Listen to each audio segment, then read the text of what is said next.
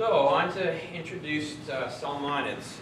I included a fair amount of detail from this presentation. I figured the audience might be fairly interested in this particular talk. Again, not probably a huge surprise to some of the audience. That green bar denotes where we're at on the trend for harvest rates, and this is from 10 ports in Michigan waters. They have the best time series. I will show some data from one of our ports. Fairly precipitous declines in harvest rates for all species, but Chinook being the big one here that supported a lot of the open water fishery for this suite of species in the past. This is one port. This is Providence Bay and South Bay from Manitoulin Island. Two ports that we creel together that are our best time series on Lake Huron. Very similar story here. The blue bar is Chinook, so we've seen that same decline in the presence of Chinooks in the fishery, and not a lot of change in the other species caught. In Michigan, they have seen some changes with steelhead, some increases in steelhead catches. We have at some of our ports seen increases in lake trout catches as Chinooks decline.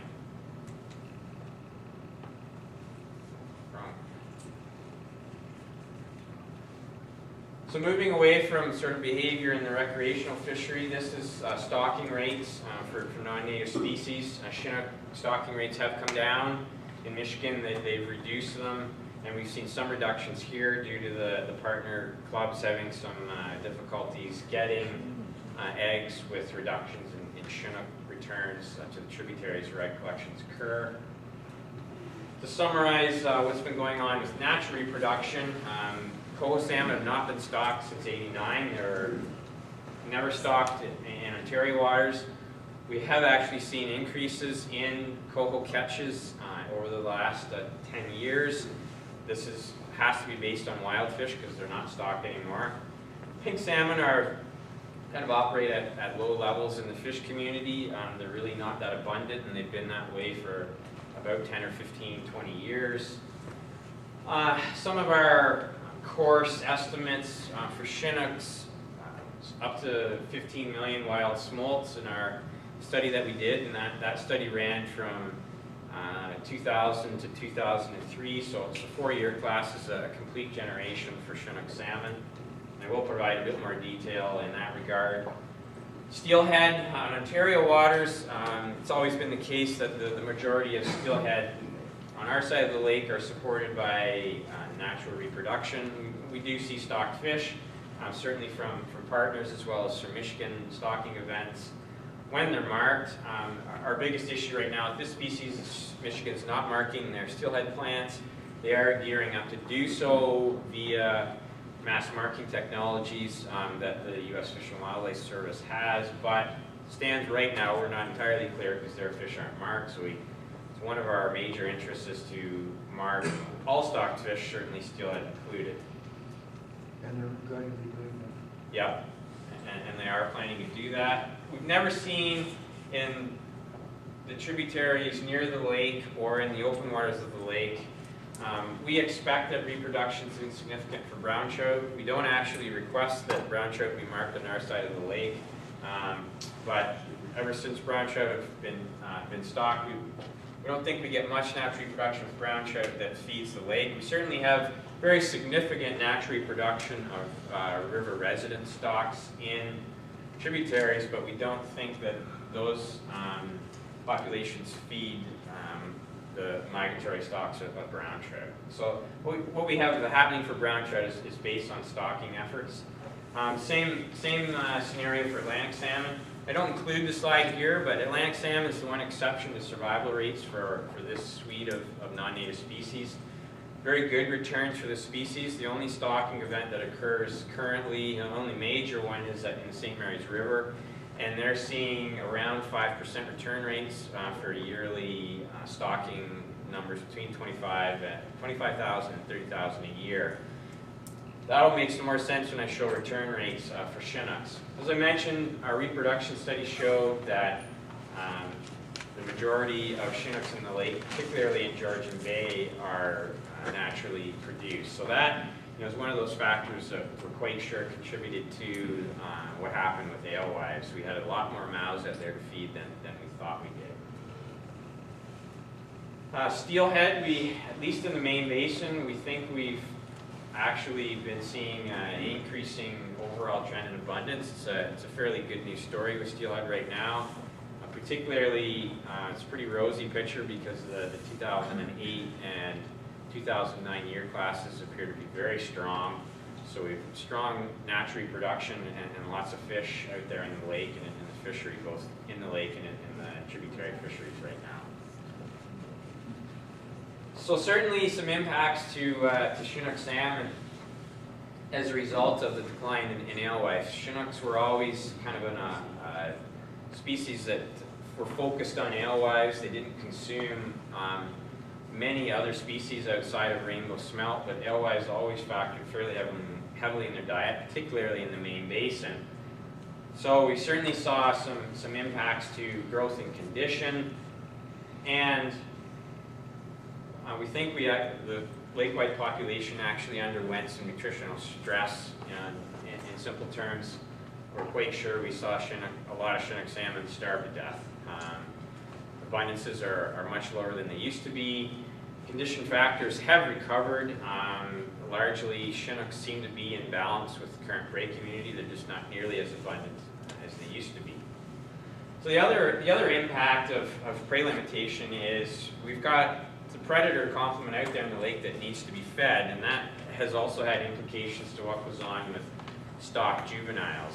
These are stock brown trout, I believe, that were consumed by a walleye or a lake trout just post-stocking.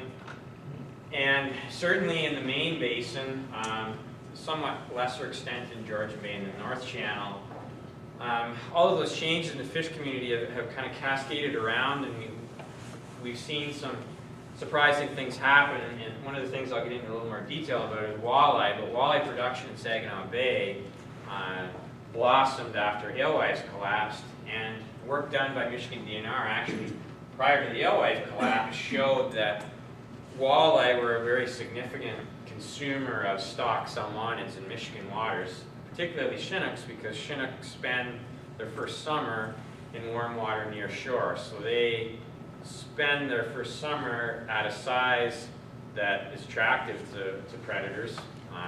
Walleye, the big one, because they share the same habitat. So walleyes within that red egg are extremely abundant now, and I'll provide some information on that shortly. Numerically, catches in the Michigan recreational fishery of walleye are 2 to 3 times what the peak in Chinook catches were at the peak of the Chinook fishery. So the changes in the lake, particularly with walleye, have disadvantaged Chinooks and brown trout because both of those species spend a lot of time shallow in near shore, and that's an area of the lake favored by walleye. I don't think that dynamic works quite as strongly on the Ontario side of the lake, particularly in Georgian Bay. Our walleye dynamic is quite different. But in Michigan waters, that dynamic's working very strongly right now. I expect it does happen on our side. We've certainly seen a fairly dramatic signal of spillover of walleye into Ontario waters in the main basin. So what that's kind of culminated in is some pretty precipitous declines in post-stocking survival. So where we used to see Chinook post-stocking survival, via return rates over 2%, now we're actually down near 0, and with some ports, return rates actually get worse the more Chinook salmon that you stock. So as a basic summary for introduced salmonids, it appears that a lot of these species are naturally reproducing. Chinook, cohos, and pinks. We've got top-down regulation, so regulation by other predators on survival rates that has an impact on stocking success. We don't really know our return rates for steelhead, aka rainbow trout, because we don't mark Michigan's fish. They need to be marked so we can figure that out. Atlantic salmon stocking is very successful. It's up around 5%, like I mentioned, whereas Chinook's at its peak was between 2 and 2.5% return rates.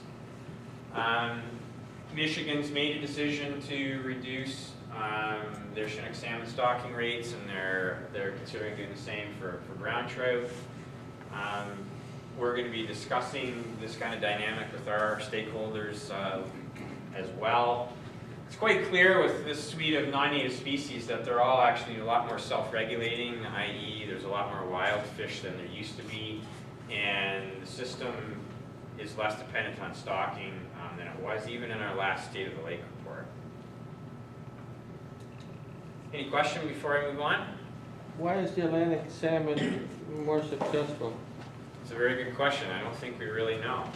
You know, they are stocked in the heart of sea lamprey country, and they endure very high wounding and marking rates. Aren't they stocking them like 2 years old though, so the fire rate's a lot better? That's probably part of it. Atlantic salmon are stocked as yearlings like steelhead, so they're full year of age when they're stocked, kept for a year in the hatchery, so they're fairly large fish when they're stocked. They are quite tolerant of warm water, which I don't know how that plays into survival rates, return rates, but does actually make them a species that, you know, that's amenable to warm water conditions. You know, there's a very attractive recreational fishery in the St. Mary's River for Atlantics, right? You know, that's developed since the stocking program started.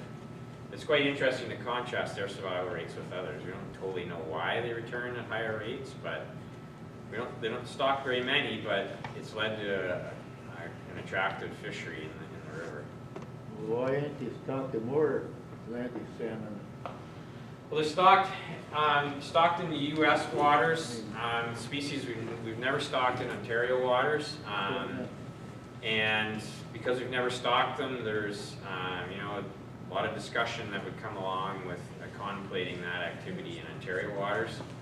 You know, I don't want to delve into the political side of fish stocking too much, but you know, there are opponents out there to stocking non-native species into the Great Lakes. So if we were to contemplate a new species to our side of Lake Huron, it doesn't matter whether it's stocked in U.S. waters. You know that, and you know, those interests and concerns come to bear. Question at the back? Yeah, go back to the phosphate levels. You were showing the phosphates in Lake Huron dropping, and a significant increase. Was it the mussel species that's taking it out? That's one of the big ones. Okay, at some point in time, the food source is going to be too low even for them. Has there been any contemplation when there will be a collapse of that mussel species as well, that we come back into equilibrium? I guess in a conceptual way, you're exactly right. Well, nothing can grow exponentially. It leaves No. itself out of house and home. No, and we have actually seen zebra mussel numbers. They did plateau, and they've actually come down since their peak. I don't know if the invasion dynamic is quite there yet with quagga mussels. They're still colonizing the open water portions of the lake with soft bottom. I don't think we've maybe have seen their peak. We're probably near it. I don't know if we've seen it yet. Whether they'll stay at that peak, probably not. They'll probably come down. I think, you know, the major message with Dreissenids is they've dramatically changed where energy goes in the community, and they're here to stay. You know, we don't really have any effective control mechanism for it. When they're introduced to a massive food source like that, they start growing exponentially, and they just populate everything. But eventually, the food source will drop down low enough that they'll die back. Yeah. I guess the big uncertainty for us is What that level is? yeah, what level that is, and what will be the resulting energy dynamics and resulting fish production out of that system when you see that happen. That's really the big uncertainty right now. Yeah. We're seeing so much of the energy in the fish community going to the bottom of the lake, and it's actually taken away from fish production. Question? There was a publication I just read at Fish and Carbon Natural Resources. They want to cut back on the Chinook releases up as much as 50% for 5 years. That's correct. How many thousands or millions of fish would that entail? Any ideas? At their peak, Michigan stocked about an average of 3 million Chinooks. I think when they act on, this will be the second of 2 reductions in Chinook stocking, they'll be down to It's about 750,000 fish total. So they've come down, I think from their peak, it's about a 75, 78% reduction in stocking rates. So it's really in egg collection, we made a comment about egg collection and numbers down, but it's not a problem of, say, the clubs being able to collect them. It's just a matter of the fact that up until like this, other than this spring, but who knows what the fall with the weather, but it's the fact that we haven't been able to get the quotas that we wanted. We could collect twice as much because the fish are there, but we haven't been able to get the numbers we wanted. Right, right. You know, and this is a discussion that, you know, we really haven't taken through to completion with our stakeholders, and we're going to be doing that. You know, having a discussion around fish stocking and what the future holds. And that, you know, your question about egg allocations, you know, for Chinook salmon is, you know, one of a number of discussions we need to have around fish stocking. Michigan really is in front of us. They're making decisions. You know, they're reducing stocking rates. I'm not going to say that, you know, we're going to do that across the board, but, you know, we want to get this kind of information out there so people can contemplate that in the context of their interest in fish stocking, getting eggs, all that kind of stuff. Any last questions before I move on to walleye and perch?